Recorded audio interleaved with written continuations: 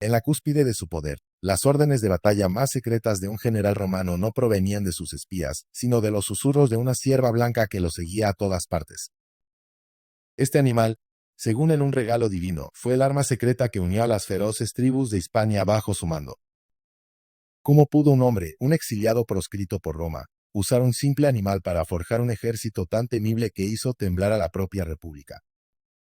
La respuesta a esa pregunta no reside en la magia, sino en una mente forjada en las más altas esferas de la estrategia romana y pulida en el exilio, una mente que comprendió que las guerras no se ganan solo con acero, sino con símbolos. La historia comienza en el año 80 a.C., en las costas áridas del norte de África, donde Quinto Sertorio, un hombre cuya cabeza tenía precio en Roma, contemplaba el mar Mediterráneo no como una barrera, sino como un camino. Había sido un general leal a Cayo Mario, y con la victoria de Sila en la guerra civil, su nombre fue añadido a las listas de proscripción. Era un muerto en vida, un fantasma de la República. Pero entonces, como un susurro llevado por el viento siroco, llegó una invitación. Mensajeros de las tribus lusitanas, un pueblo fiero e indómito de la lejana Hispania, habían cruzado el mar para buscarlo. Habían oído hablar de su genio militar, de su integridad, y le ofrecían lo único que un general sin ejército desea: una causa por la que luchar, una bandera que levantar. Le pidieron que liderase su resistencia contra las legiones que Sila, el nuevo dueño de Roma, enviaba para someterlos por completo. Sertorio, cuyos ojos habían visto la traición y la brutalidad de la política romana, vio en aquella petición más que una simple alianza militar. Vio la oportunidad de forjar algo nuevo, una Roma fiel a los viejos valores republicanos, lejos de la corrupción y la tiranía de Sila. Aceptó el reto. Reunió a los hombres que le quedaban, un puñado de leales, 2.600 infantes romanos y 700 mercenarios libios, una fuerza insignificante para enfrentarse al poder de la República. Con esta tropa heterogénea y un puñado de barcos, zarpó hacia lo desconocido, hacia una península que se convertiría en su fortaleza y su leyenda. El viaje a través del estrecho de Gibraltar fue tenso. El aire salado golpeaba los rostros de los hombres, curtidos por el sol africano y la incertidumbre. Sertorio, de pie en la proa del barco insignia, no apartaba la vista del horizonte, donde las míticas columnas de Hércules pronto darían paso a las costas de Hispania. Sabía que su llegada no pasaría desapercibida. Sila tenía oídos en todas partes, y sus gobernadores en Hispania estarían alerta. La confirmación de sus temores no tardó en llegar. Cerca de la bahía de Tarifa, una flota romana, más numerosa y mejor equipada, apareció en el horizonte, enviada por el general Aurelio Cota para interceptarlos. El pánico cundió entre algunos de sus hombres, pero Sertorio mantuvo la calma. Su mente, fría y calculadora, ya estaba trazando la estrategia. No podía permitirse una derrota, no antes siquiera de pisar la tierra que debía ser su refugio. La batalla naval fue breve y brutal. Sertorio, usando el conocimiento de las corrientes y la audacia de sus maniobras, convirtió su inferioridad numérica en una ventaja táctica. Sus barcos, más pequeños y ágiles, rodearon y abordaron a los pesados navíos romanos. Fue su primera victoria, un bautismo de sangre y sal que selló su llegada a España. Aunque algunas crónicas dudan si el enfrentamiento ocurrió justo al llegar o días después, el resultado fue el mismo. La flota optimate fue derrotada, y Sertorio desembarcó no como un fugitivo, sino como un conquistador. Su nueva vida como líder hispanoromano había comenzado con el pie derecho, con el sabor del triunfo. Una vez en tierra, Sertorio comprendió que su verdadero desafío no era militar, sino cultural. Sus escasos miles de hombres no eran nada comparados con las legiones que Roma podía desplegar. Su única esperanza era ganarse el corazón y la lealtad incondicional de los pueblos hispanos, transformar su resentimiento hacia Roma en una devoción personal hacia él. Sertorio conocía bien a los hispanos por sus campañas anteriores. Sabía que eran guerreros valientes y leales, pero también un pueblo profundamente religioso, cuya visión del mundo estaba impregnada de presagios, augurios y la voluntad de los dioses. Y decidió usar esa devoción como su principal arma. El destino, o quizás la aguda percepción de Sertorio para las oportunidades, le presentó el instrumento perfecto. Un día, mientras inspeccionaba su campamento, un campesino local se le acercó con un regalo insólito: una cierva recién nacida, de un blanco tan puro que parecía hecha de nieve y luz. El animal, lejos de ser salvaje, era extraordinariamente dócil. Siguió a Sertorio desde el primer momento, caminando entre los soldados sin asustarse por el estruendo de las armas o el bullicio del ejército. Una idea brillante, casi sacrílega para un romano pragmático, floreció en la mente del general. Reunió a sus oficiales romanos y a los jefes tribales lusitanos que se le habían unido. Con una solemnidad calculada, les anunció que la cierva no era un animal común. Era un regalo de la propia Artemisa, la diosa de la caza, cuyo animal sagrado era el ciervo. Sertorio proclamó que la diosa, protectora de los oprimidos, había elegido su causa y le enviaba esta mensajera divina. La cierva, afirmó, le susurraría al oído los secretos de los dioses, las advertencias sobre los movimientos enemigos y las claves para la victoria. Al principio, sus lugartenientes romanos, hombres como Lucio y Tuleyo, lo miraron con escepticismo. Pero los líderes lusitanos quedaron fascinados. Era el tipo de señal que su cultura entendía y veneraba. La prueba no tardó en llegar. Cuando su red de espías, una de las más eficientes del mundo antiguo, le informaba de un ataque inminente o de una emboscada preparada por las fuerzas de Sila, Sertorio no revelaba sus fuentes. En su lugar, se retiraba a su tienda, aparecía más tarde con la cierva a su lado y, con el rostro iluminado por una convicción inquebrantable, anunciaba a sus hombres: «La cierva me lo ha susurrado». Una y otra vez sus predicciones se cumplían. Las emboscadas enemigas eran evitadas, los ataques sorpresa eran repelidos. La leyenda creció. La cierva blanca se convirtió en el símbolo viviente de su causa, la prueba irrefutable de que los dioses estaban con Sertorio. Los lusitanos, completamente convencidos de su favor divino, le entregaron el mando total de sus fuerzas. 4.000 de sus mejores guerreros y 700 jinetes de élite se unieron a sus filas. El pequeño ejército de Sertorio había comenzado a crecer, no solo en número, sino en una fe que lo hacía invencible. El general proscrito se estaba convirtiendo en un profeta guerrero. Con su autoridad consolidada por el favor divino y un ejército reforzado, Sertorio sabía que la inercia era su peor enemigo. Tenía que moverse rápido, cosechar victorias contundentes antes de que Roma, al percatarse de la verdadera magnitud de la amenaza, enviara refuerzos masivos a la península. Su primer objetivo fue el pretor de la Hispania Ulterior, Lucio Fufidio, un general optimate que representaba la autoridad de Sila en la región. Sertorio supo por sus informantes que Fufidio y sus legiones se encontraban acampados cerca de las fértiles orillas del río Betis, el actual Guadalquivir. Sin dudarlo, partió a su encuentro. La batalla que siguió fue una clase magistral de la estrategia sertoriana. Fufidio, confiado en su superioridad numérica y en la disciplina de sus legionarios, esperaba una batalla convencional, un choque de líneas al estilo romano. Pero Sertorio le ofreció algo muy diferente. Utilizando su conocimiento del terreno y la agilidad de sus tropas hispanas, flanqueó a las legiones romanas, las atrajo a un terreno desfavorable y las sometió a un hostigamiento constante por parte de su caballería ligera. Cuando las líneas de Fufidio comenzaron a flaquear, Sertorio lanzó a sus veteranos romanos en un ataque frontal devastador. La derrota de Fufidio fue total. Su ejército fue desbandado y él apenas pudo escapar con vida. Con esta victoria resonante, Sertorio se convirtió en el dueño indiscutible de una parte significativa de la Hispania Ulterior. El sur de la península estaba ahora bajo su control. Sin embargo, en lugar de continuar una expansión arriesgada, tomó una decisión estratégica crucial. Se retiró a Lusitania, el corazón de su apoyo. Allí, en las tierras agrestes y montañosas que le habían sido leales desde el principio, comenzó la segunda fase de su plan. No quería liderar una horda de guerrilleros. Quería construir un verdadero ejército.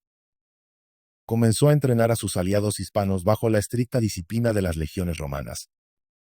Les enseñó a marchar en formación, a construir campamentos fortificados, a obedecer órdenes complejas en el fragor de la batalla.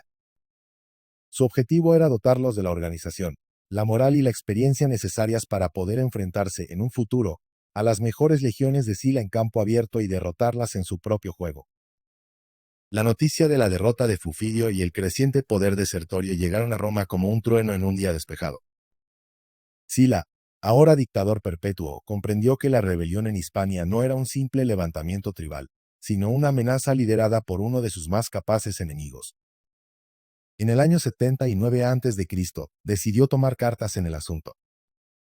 envió a Hispania a uno de sus hombres de mayor confianza y prestigio, un general veterano y consumado, Quinto Cecilio Metelo Pío. Fue nombrado propretor de la Hispania Ulterior con el mando de 2 legiones completas y la orden explícita de aplastar a Sertorio. Metelo era la antítesis de Sertorio.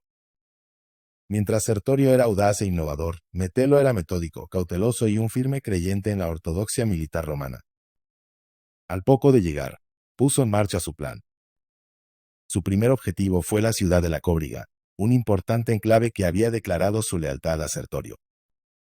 La ubicación exacta de la Cóbriga es un misterio para los historiadores, disputada entre el actual Lagos, en la costa del Algarve portugués, y unas ruinas cerca de Carrión de los Condes, en el interior de Castilla. Sin embargo, dado que Metelo era el propretor de la Hispania Ulterior, es lógico suponer que la ciudad se encontraba en su jurisdicción, probablemente la opción portuguesa. Mientras Metelo marchaba hacia el sur, el propretor de la Hispania Citerior, Marco Domicio Calvino, recibió órdenes de colaborar, avanzando con sus propias fuerzas en paralelo al río Tajo para acorralar a los rebeldes desde el norte. La pinza estratégica de Roma se estaba cerrando. Sertorio era consciente de que sus hombres, aunque más disciplinados que antes, todavía no estaban listos para enfrentarse en una batalla campal a las 4 legiones veteranas que ahora operaban en su contra. Se encontraba en una clara inferioridad numérica.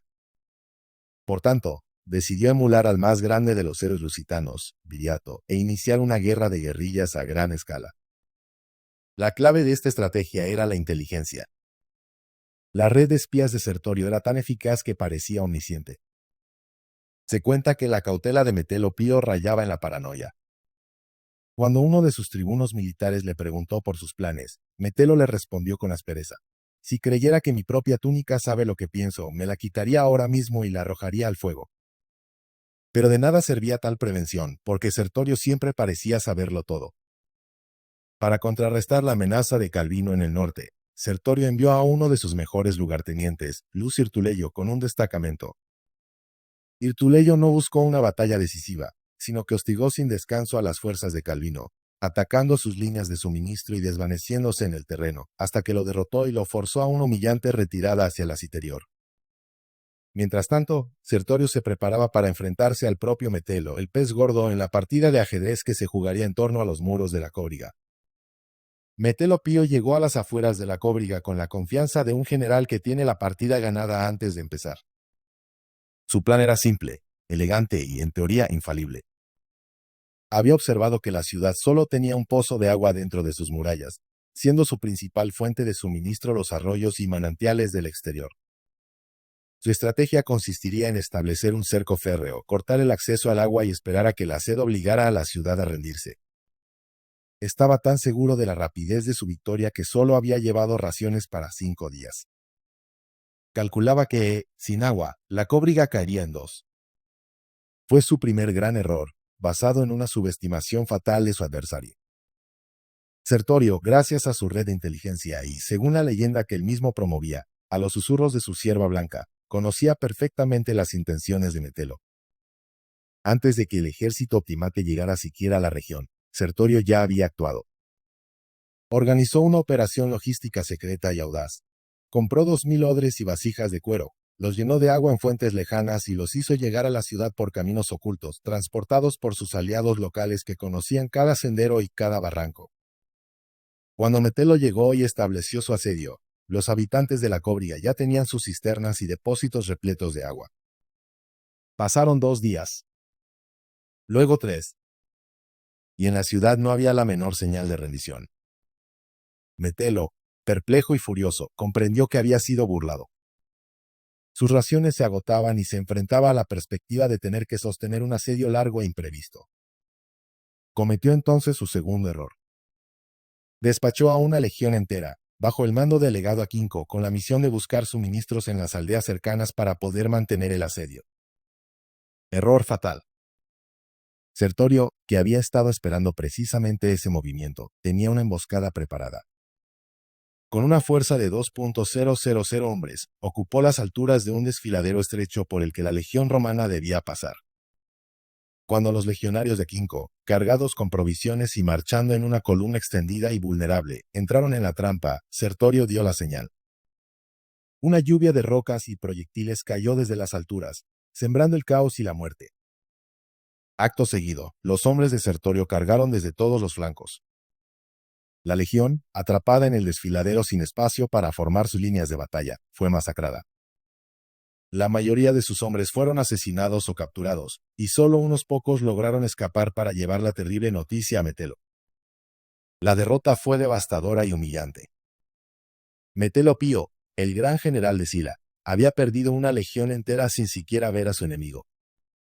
Con su ejército diezmado, sus suministros agotados y su estrategia hecha añicos, no tuvo más opción que levantar el sitio de la Cóbriga y ordenar una retirada ignominiosa hacia territorio amigo.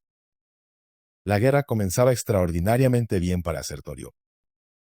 Había demostrado que podía derrotar no solo a pretores menores, sino a los mejores generales de Roma. La humillación de la Cóbriga forzó a Metelo Pío a un cambio radical de estrategia. Comprendió que enfrentarse a Sertorio en campo abierto o mediante tácticas convencionales era un suicidio. Decidió pasar a la defensiva, adoptando una guerra de desgaste. Su razonamiento era que el tiempo, en principio, jugaba a su favor. Él representaba el poder ilimitado de Roma, mientras que Sertorio era un rebelde cuyos recursos eran finitos.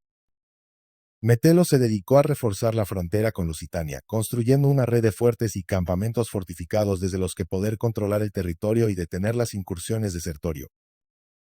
Uno de estos campamentos, de especial importancia estratégica, fue el de Metelinum, que no solo servía como baluarte defensivo sino también como trampolín para futuras ofensivas.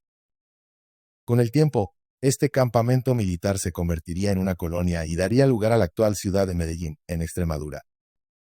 Pero mientras Metelo se atrincheraba, Sertorio aprovechaba el tiempo para llevar a cabo la parte más ambiciosa de su plan. Su objetivo nunca fue ser un simple caudillo de una rebelión bárbara.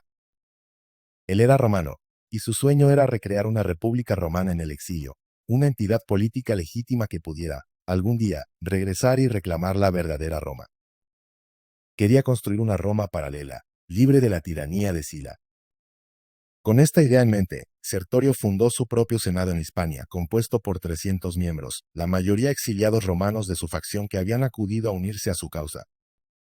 Este senado en el exilio se convirtió en el corazón de su gobierno, tomando decisiones políticas y administrativas. Sertorio aprovechó el fuerte sentimiento antirromano que existía en la región de la Celtiberia, en el corazón de la península, y expandió su influencia hacia el este, adueñándose de parte de la Hispania Citerior. Tomó ciudades estratégicas como Calagurris, la actual Calahorra, y Lerda Lérida y estableció su capital y base de operaciones en la ciudad de Osca, la actual Huesca. Fue allí, en Huesca, donde Sertorio puso en marcha su iniciativa más genial y maquiavélica, la creación de una academia para los hijos de los líderes de las principales tribus de Hispania. La idea tenía una doble intención brillante. En primer lugar, era una herramienta de romanización. A estos jóvenes se les enseñaba a hablar y escribir en latín y griego, se les instruía en retórica, leyes y estrategia militar romana. Sertorio los vestía con la toga pretexta, la vestimenta de los jóvenes nobles romanos, y les ofrecía una educación que jamás podrían haber soñado en sus tribus. Con esto, se congraciaba con sus padres, los jefes tribales, y creaba una futura élite hispana completamente romanizada y leal a su causa, que le proporcionaría tropas y líderes para su enfrentamiento final con Sila. Pero, por otro lado, y esto lo entendían todos los implicados aunque nadie lo dijera en voz alta, estos niños eran también rehenes de lujo. Mientras los herederos de las tribus estudiaban en Huesca bajo la protección de Sertorio, ningún jefe se atrevería a traicionarlo o a sublevarse contra él, pues el futuro de su estirpe estaba, literalmente, en sus manos. Sertorio completó su estructura de Estado nombrando gobernadores para las distintas regiones bajo su control y asumiendo él mismo el título de procónsul, la máxima autoridad provincial romana. Además, para cimentar su popularidad entre la población local, rebajó considerablemente los impuestos en todos sus territorios, un alivio bienvenido tras la pesada carga fiscal impuesta por los gobernadores de Sila. Con un territorio afianzado, instituciones definidas y una base de poder sólida, Sertorio pudo finalmente equipar y entrenar a su ejército al más puro estilo romano, con armas, escudos y protecciones de alta calidad, transformando a los guerreros tribales en legionarios disciplinados. El Estado sertoriano era ya una realidad. Mientras la guerra de Sertorio se consolidaba en Hispania, La guerra civil romana seguía produciendo réplicas en otras partes del Mediterráneo. En Italia, uno de los cónsules del año 978 a.C., Marco Emilio Lépido, se había rebelado contra el Senado Optimate intentando revertir las reformas de Sila. Su rebelión fue aplastada, pero sus consecuencias llegaron hasta las costas de Hispania. El principal lugarteniente de Lépido, Marco Perperna Bento, logró escapar de la derrota con una parte considerable del ejército rebelde. 53 cortes, lo que equivalía a más de 20.000 legionarios experimentados y radicalmente opuestos a Sila. Perperna se refugió con sus hombres en la isla de Cerdeña, buscando un lugar desde donde continuar la lucha. En ese momento, la fama de Sertorio había cruzado el mar y resonaba en todos los rincones del Mediterráneo. Se hablaba de él como el nuevo Viriato, el único general que había sido capaz de humillar a los ejércitos de Sila, el hombre que había creado un reino propio en Hispania. Para los soldados de Perperna, desmoralizados y sin un líder de verdadero prestigio, Sertorio representaba la única esperanza real de victoria. En el año 78 a.C., impulsado por la aclamación de sus propias tropas, Perperna tomó una decisión trascendental. Abandonó Cerdeña con todo su ejército y zarpó rumbo a Hispania para unir sus fuerzas a las de Sertorio. Su llegada supuso un punto de inflexión en la guerra. Sin embargo, la unión de ambos ejércitos no estuvo exenta de tensiones. Perperna, un noble de alta cuna, no tenía ni el carisma ni el genio militar de Sertorio, pero su orgullo le impedía ponerse sin más a las órdenes de otro general. Inicialmente intentó hacer la guerra por su cuenta a la Hispania Citerior, creyendo que su nombre y sus legiones serían suficientes. Pero sus hombres veteranos que sabían reconocer a un verdadero líder no estaban de acuerdo. Veían en Sertorio al único comandante capaz de llevarlos a la victoria y presionaron a Perperna con una insistencia que rayaba en el motín. Finalmente, sin más opción, Perperna tuvo que doblegar su orgullo y ponerse al servicio de Sertorio. La fusión de ambos ejércitos fue un momento sísmico. De la noche a la mañana, Sertorio se encontró al mando de una fuerza colosal, 60.000 infantes y 8.000 jinetes. Ya no era el líder de una guerrilla, sino el comandante del ejército más poderoso de la península, un ejército capaz de desafiar a Roma en igualdad de condiciones. Se había convertido en un problema de una magnitud que el Senado ya no podía ignorar ni delegar en un solo general. Era una espina clavada en el costado de la República, un nuevo Aníbal a las puertas de Italia, un líder al que, después de la humillación de Metelo, nadie en Roma quería enfrentarse. Nadie, excepto un joven general, ambicioso y brillante, cuya carrera militar hasta ese momento había sido una cadena intachable de victorias. Un hombre que ansiaba la gloria y que veía en la derrota de Sertorio el trampolín definitivo hacia el poder absoluto. Su nombre era Cneo Pompeyo, y pronto sería conocido por la historia como Pompeyo el Grande. El tablero de ajedrez de Hispania estaba a punto de recibir a su pieza más formidable. La verdadera guerra, la lucha de titanes, estaba a punto de comenzar. Hispania, una vez más en su turbulenta historia, se preparaba para luchar por su libertad, en un conflicto que decidiría no solo su destino, sino el futuro de la propia Roma.